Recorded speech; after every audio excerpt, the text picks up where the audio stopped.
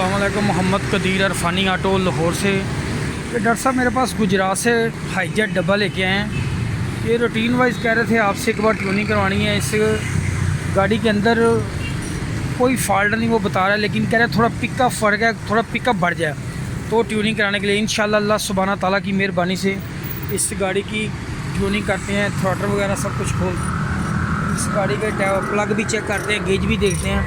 इसकी throttle body खोलनी शुरू कर दी है।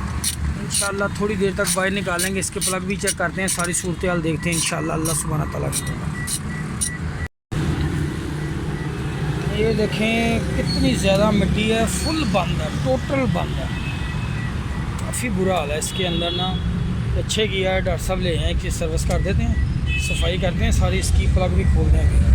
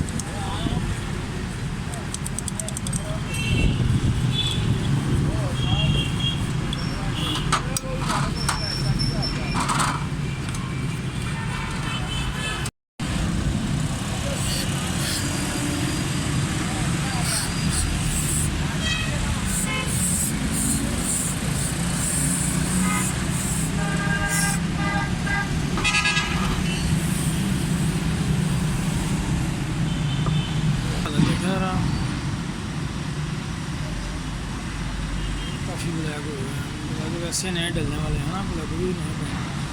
चेक करते हैं, ठीक है।